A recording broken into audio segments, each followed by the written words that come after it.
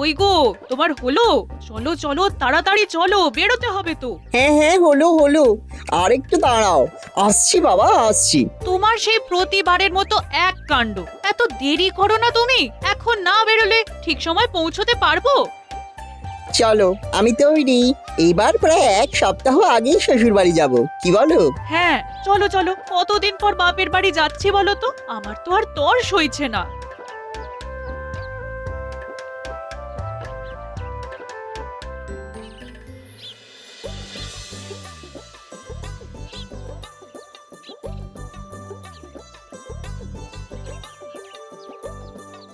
মা, মা, দেখো, এবার আমরা এক সপ্তাহ আগেই চলে এসেছি।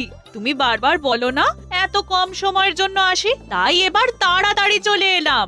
ও মা, এই দেখো দেখো দেখো কে এসেছে, হ্যাঁ? আমার তো দেখেই মনটা ভরে গেল। হ্যাঁ, আয় আয় আয় আয়, এসো বাবা এসো, ঘরে এসো। হ্যাঁ, মা, এবার কিন্তু অনেক রকম খাবার খাবো। একেবারে কবজি ডুবিয়ে। তবে আজ চিংড়ি মাছের মালাইকারি খেতে খুব ইচ্ছে করছে। এবারে তো আমি একেবারেই খাটবো না, সব সময় আমি একাই খেটে মরি, আর উনি শুধু হুকুম করেন। মেয়ে জামাইটা তো ওনারও নাকি। কি হলো মা, চুপ করে আছো কেন? কি ভাবছো এত? আচ্ছা বাবা আচ্ছা, এই তাই হবে তাই হবে। বাড়িতে তো চিংড়ি নেই। মিনুর বাবা আসুক, এলেই আমি বলছি বাজার থেকে বড় বড় দেখে চিংড়ি কিনে আনতে। হ্যাঁ, আচ্ছা মা, এবার তাড়াতাড়ি এসেছি যখন, বহুদিন হলো কৃষ্ণনগরটা ঘুরে দেখা হয়নি। এবার তাহলে ঘুরে ঘুরে একটু নিজেদের মতন করে সময় কাটাবো। হ্যাঁ বাবা হ্যাঁ, নিশ্চয় নিশ্চয়। এখন আপাতত বিশ্রাম নাও, অনেক দূর থেকে এসেছো। হ্যাঁ,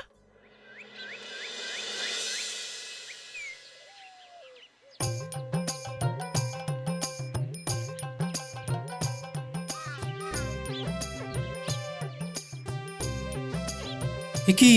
এইসব কি? এই এত ফর্দ কিসের? তোমার মেয়ে আর জামাই এবছর একটু তাড়াতাড়ি চলে এসেছে। হ্যাঁ, জামাই আবদার করেছে চিংড়ির মালাইকারি খাবে, তাই ঝটপট বাজার থেকে এই জিনিসগুলো একটু এনে দাও দেখি। হ্যাঁ, উফ, ভাল লাগে না যত সব। এইমাত্র বাড়ি ফিরলাম, আবার এক্ষুনি যেতে হচ্ছে। কে যে ওদের এত তাড়াতাড়ি আসতে বলেছিল কে জানে। আর হ্যাঁ, তোমাকে না আসল কথাটাই বলা হয়নি। হ্যাঁ, মালাইকারিটা কিন্তু তোমায় করতে হবে, এটা মনে রেখো। আমায় করতে হবে মানে? তার মানে তুমি বলছো আমি সারাদিন রাজবাড়ি থেকে খেটে এসে আবার চিংড়ি মাছের মালাইকারি রাঁধবো? মানে এটাই যে প্রতিবার মেয়ে জামাই এলে আমাকে হাড় মাস কালি করে খেটে যেতে হয়, আর তুমি পায়ের ওপর পা তুলে হুকুম করো। জামাইটা তুমি না বাবা জীবন সেটা বোঝা যায় না। এইবার তা হবে না, বুঝেছো? তুমি যে রান্না করতে পারো না তা তো নয়, বিয়ের প্রথম প্রথম আমাকে তো বেশ রান্না করে খাওয়াতে। এখন পুরনো হয়ে গেছি বলে একদিনও আমাকে রেহাই দিতে নেই। এ তো মহা মুশকিলে পড়া গেল দেখছি। সারাদিন এত খেটে খুটে এসে আবার জামাইয়ের জন্য রাতে খাটতে বসতে হবে। উফ, সংসার তো নয়, যন্ত্রণা যন্ত্রণা। যন্ত্রণা কিছু না, এবার থেকে তোমাকেই এই কটা দিন রান্না করে খাওয়াতে হবে। হ্যাঁ, আমি অনেক হেসেল ঠেলেছি বাবা। ওহ,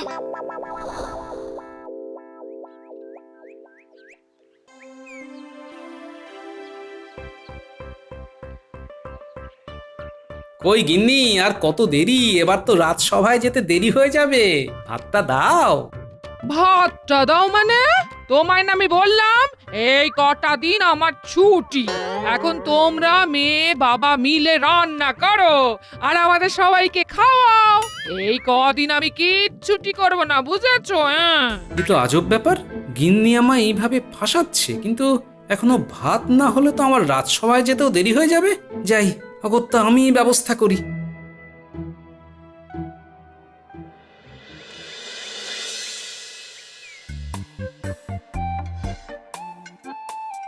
বাবা, আপনি রান্না করছেন? তাহলে আজ কিন্তু আপনার হাতের শুক্তো খাবো। অনেকদিন খাইনি। ভেবেছিলাম মায়ের হাতে খাবো, তা আপনি যখন রান্না করছেন আপনি না হয় করে খাওয়ান। হ্যাঁ, তা আবার খাওয়াবো না? ঘাড়ের উপর এসে বসেছে বেটা জামাই। হেহ, হ্যাঁ বাবা, তুমি যখন রান্না করছো তখন আমার জন্য একটু আলাদা করে লাউ চিংড়ি রেঁধো তো। আমাকে কি এরা শান্তিতে বাঁচতে দেবে না? লোকের মেয়ে জামাই এলে কত আনন্দ পায়, আর আমার হঠাৎ করে কে এভাবে হাত গুটিয়ে নেয়? একটু তো কাজে সাহায্য করতে পারে।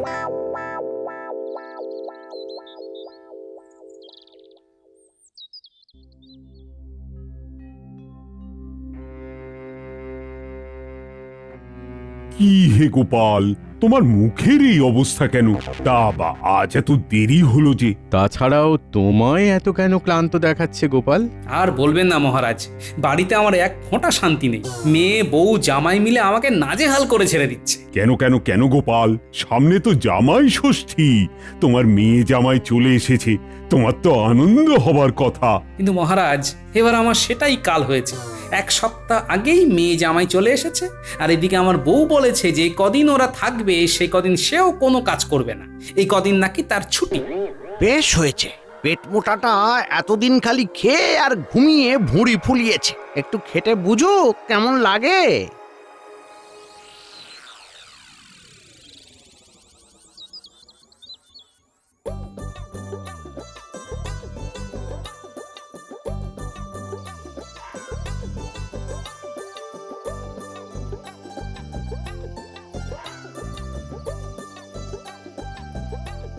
কই গিন্নি, খেতে দাও, বড্ড খিদে পেয়ে গেছে।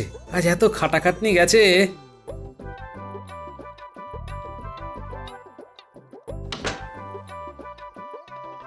খেতে দাও মানে? এ আমাদের তো সবার খাওয়া হয়ে গেছে। হ্যাঁ, আমি তো ঘুমিয়েই পড়েছিলাম, তুমি এলে বলে আবার উঠতে হলো। হ্যাঁ হ্যাঁ, ঘুমিয়ে পড়েছিলে মানে? এত তাড়াতাড়ি ঘুমিয়ে পড়লে কেন? আর খাবার নেই মানেটা কি? হ্যাঁ, তোমরা কিছু খাওনি? হ্যাঁ, খেয়েছি। হ্যাঁ, ও বেলা যা রান্না ছিল মোটামুটি তাই দিয়ে আমাদের তিনজনের খাওয়া হয়ে গেছে। বাবা, তাই আর আলাদা করে তোমার জন্য আর রান্না করিনি। হ্যাঁ, আর তোমার যদি খুব খিদে পায় তুমি না হয় একটু ভাত ফুটিয়ে নাও। আরে আচ্ছা আচ্ছা, তোমরা কেউ একবারও আমার কথা ভাবলে না? নিজেরা খেয়ে শুয়ে পড়লে। এতে এত দুঃখ পাবার কি আছে? হ্যাঁ, একটু তো ভাতে ভাত ফুটিয়ে নিতে বলেছি, এমন করছো যেন কি না কি অপরাধ করে ফেলেছি। হ্যাঁ, হ্যাঁ, সেই ঠিকই বলেছো। না ঠিক আছে, তুমি যাও গিয়ে ঘুমিয়ে পড়ো, আমি মুড়ি বাতাসা খেয়ে ঘুমিয়ে পড়ছি।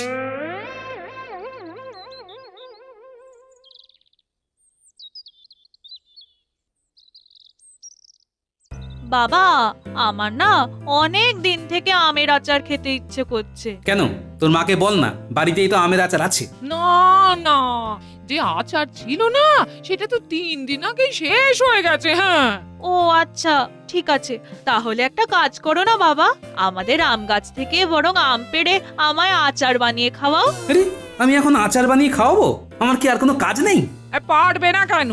নিজের মেয়ে একটু আবদার করে আচার খেতে চাইছে, সেটা তুমি দিতে পারবে না?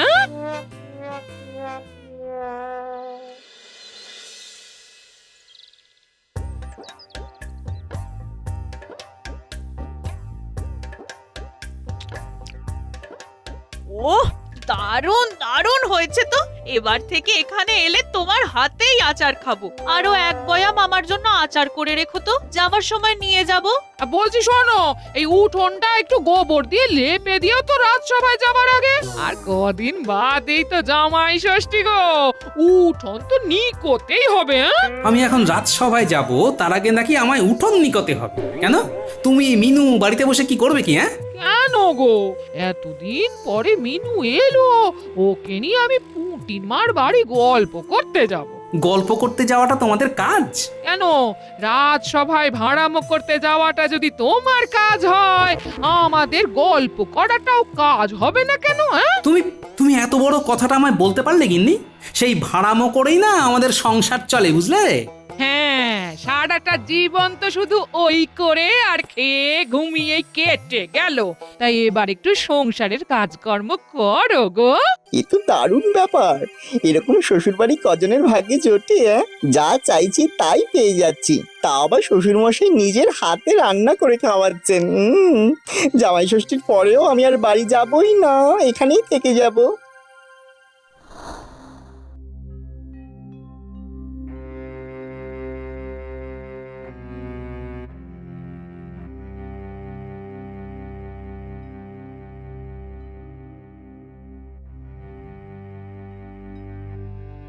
দাদু, তোমার এত কষ্ট কিসের গো? কি হয়েছে তোমার? মুখটা মুখটা কেমন যেন দেখে মন মরা লাগছে কেন গো? কি আর বলবো রে, বাড়িতে মেয়ে জামাই এসেছে। মেয়ে বউ মেয়ে জামাই তিনজনে মিলে আমাকে জ্বালিয়ে মারছে। এ বাবা, দাদু তোমার নিজের বাড়ির লোকজন এরকম করছে? তুমি মানুষের এত উপকার করো, কত ভালো মানুষ তুমি। নিজের লোকের জন্যই তো সঞ্চয় করছো, তারাই এরকম করছে। তুই তো ঠিকই বলেছিস, আমি তো সঞ্চয় করছি বাড়ির লোকের জন্যই, কিন্তু কোথায় যে কি সঞ্চয় করছি তা তো আমার বাড়ির লোক জানে না। এইবার তবে মজা দেখাচ্ছি। এখন আসি রে, আমায় আবার রাজসভায় যেতে হবে, দেরি হয়ে যাচ্ছে।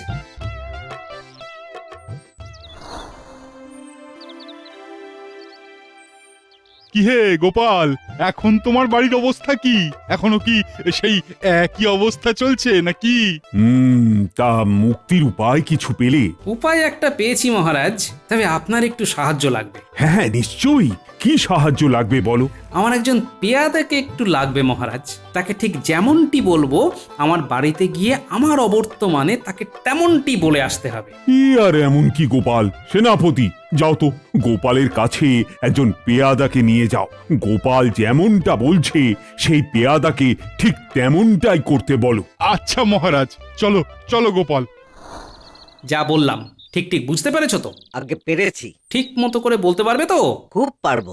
বাহ, খুব ভালো। তাহলে এখন বাড়ি ফিরে যাও, আমি কিছুক্ষণ এই গাছতলাতেই বিশ্রাম নিই। খেটে খেটে গা গতরে সব ব্যথা ধরে গেছে। কাল সকালে আমি রাজসভায় আসার পর আমার বাড়ি গিয়ে যেমনটা বললাম ঠিক তেমনটা করে বিকেলে এসে আবার এইখানে আমার সঙ্গে দেখা করবে, বুঝেছো? যে আগে।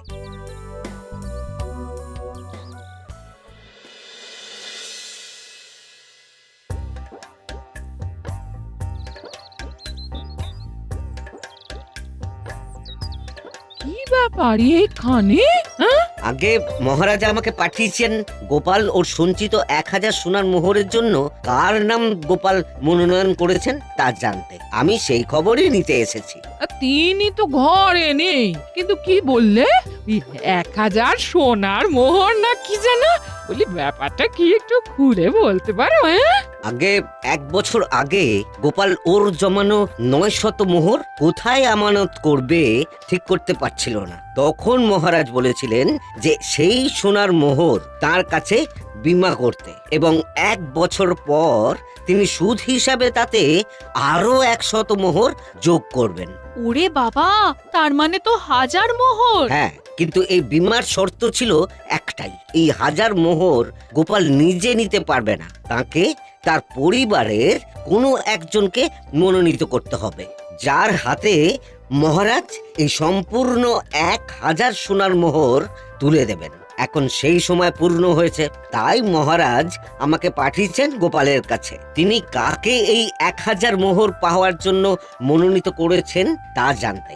এটা উনি তো এখন বাড়িতে নেই। বাড়িতে এলে না হয় জানাবো আপনি এসেছিলেন। তারপর মহারাজের কাছে গিয়ে তিনি কাউকে মনোনীত করেছেন তা জানিয়ে আসতে বলবো। হ্যাঁ আচ্ছা, এলে জানিয়ে দেবেন। এ বাবা, 1000 সোনার মোহর! পরিবারের কেউ একটা পাবে বললো, আর আমরা 3 জন ছাড়া তো পরিবারে আর কেউ নেই। তার মানে আমাদের 3 জনের মধ্যেই একজন কেউ পাবে, যে শ্বশুর মশাইয়ের সবচেয়ে প্রিয় পাত্র হবে।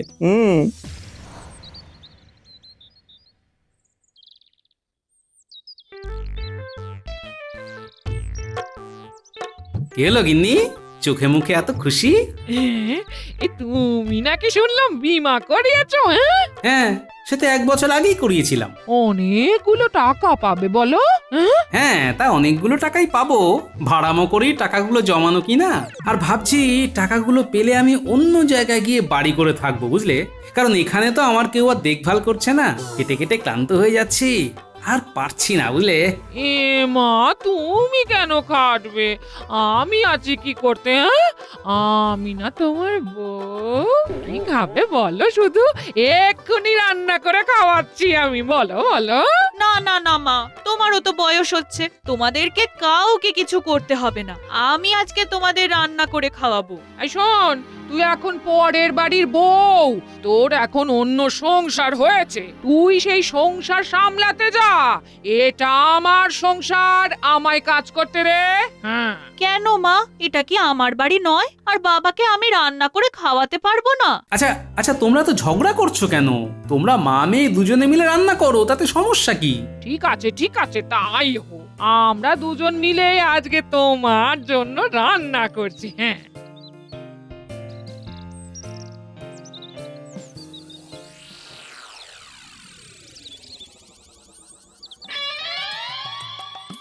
কি ফন্দিটাই না এটেছি, হ্যাঁ? এতদিনের এত কষ্টের একটু উপশম হলো বাবা, জমিয়ে খাই।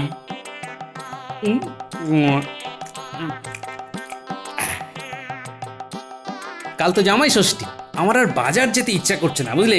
কালকে বিমার টাকাটা পেয়ে গেলেই চলে যাও। এখানে তো আমাকে আর কেউ খাওয়াবে না। কেন বাবা, আমি তো আছি, আমি সব বাজার করে আনবো, আপনি এত চিন্তা করছেন কেন?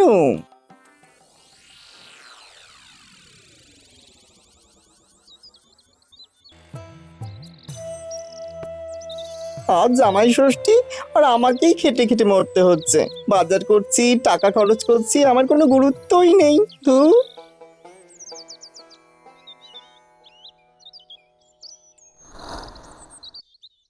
গোপাল, বাড়ি আছো? হ্যাঁ বলো, কি ব্যাপার? আজ আমার টাকা পাওয়ার কথা ছিল না?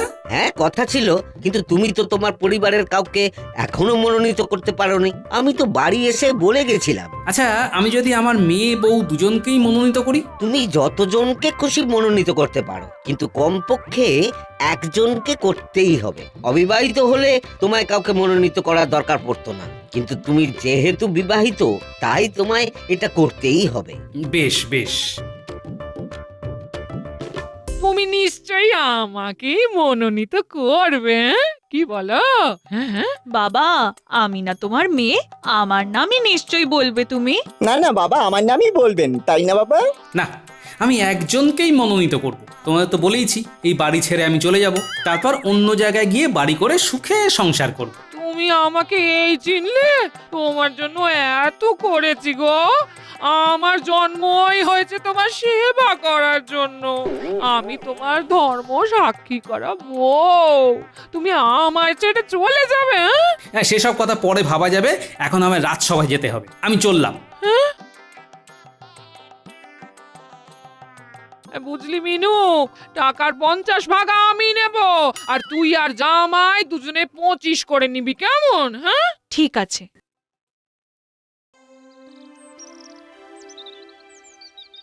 কি গোপাল, বাড়ির কি পরিস্থিতি এখন? মহারাজের সাহায্য পেয়ে আমার যে কি উপকার হয়েছে না, আপনাকে কি বোঝাবো। কেন, কি ব্যাপার? মহারাজের সাহায্য নিয়েই তো আমি বলেছি যে আমি অন্য কোথাও গিয়ে বাড়ি করব, আর সেখানেই সংসার করব। আরও বলেছি, মহারাজের কাছে আমার কিছু সঞ্চিত টাকা আছে, সেগুলো সব তাকেই দেব। তারপর থেকে আমার যা খাতির বেড়েছে, সে তোমায় আর কি বলবো। তা কি কি খেলে গোপাল? আরে চব্য চস্য লেজ্জ পেয়, কোনোটাই বাদ নেই, বুঝলে? মোটাটা প্রতিবার নিজের বুদ্ধির জোরে সব জায়গা থেকে পার পেয়ে যায়, ভালো লাগে না আর।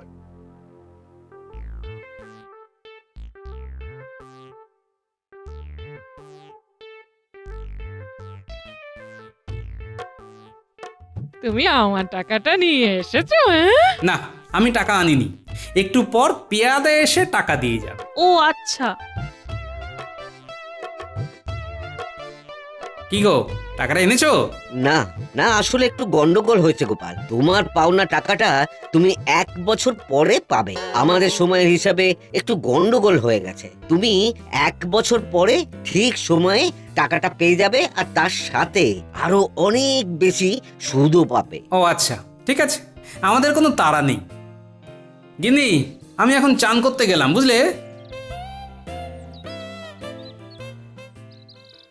মিনু, এখন তো এমনিতেও টাকা পাবি না, এখন তাহলে কি করবি? হ্যাঁ, এখানে থাকলে প্রতিদিন যা খরচ হচ্ছে, নিজের টাকায় বাজার করতে করতে ফকির হয়ে যাচ্ছি। এক্ষুনি না পালাতে পারলে ভিখারি হয়ে ফিরবো। মা, এবার আমরা বরং এলাম। সে কি বাবা, এই জামাই ষষ্ঠীর দিন তুমি চলে যাবে বলছো কেন? তোমার বাবা আসুক, তোমায় খেতে দেবো যে। হ্যাঁ, না মা, আবার বরং পরের বছর জামাই ষষ্ঠীতে আসবো। আমার একটা খুব গুরুত্বপূর্ণ কাজ মনে পড়ে গেছে। আজ এক্ষুনি বেরিয়ে যেতে না পারলে আর বাড়ি পৌঁছতে পারবো না। কেমন, চলি? মা, আমরা বরং এলাম। সাবধানে যেও, সব সাবধানে যেও।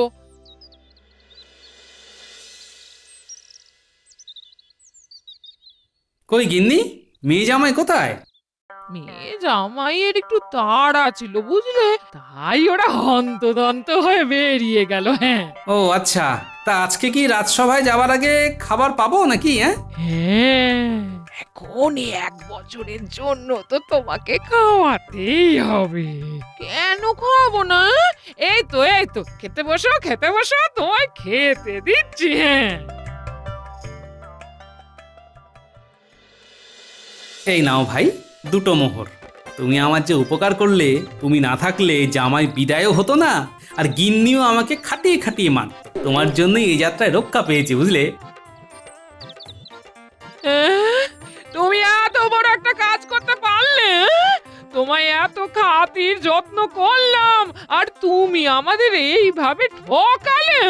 তোমার তো এটাই দায়িত্ব, আমার সেবা করা। তা না করে যদি তুমি এরকম ভাবে আমায় অত্যাচার করো, তাহলে তো আমায় বুদ্ধির আশ্রয় নিতেই হয় গিন্নি। বেশ, ঠিক আছে, তুমি থাকো তোমার সংসার নিয়ে, আমি আজই বাপের বাড়ি চলে যাচ্ছি। ঠিক আছে, যাও। আমিও তাহলে অন্য আরেকজনকে বিয়ে করে ফেলবো। করাচ্ছি তোমার সংসার, করাচ্ছি। আমি কোথাও যাব না, এখানে থেকে তোমার হাড় মাস জ্বলিয়ে খাবো। তা তো আমি জানি গিন্নি, যতই তুমি আমার উপর রাগ করো না কেন, আমায় ছেড়ে তুমি আর কোথাও থাকতে পারবে না। এবার একটু হাসো, মুচকি করে, মিষ্টি হাসি।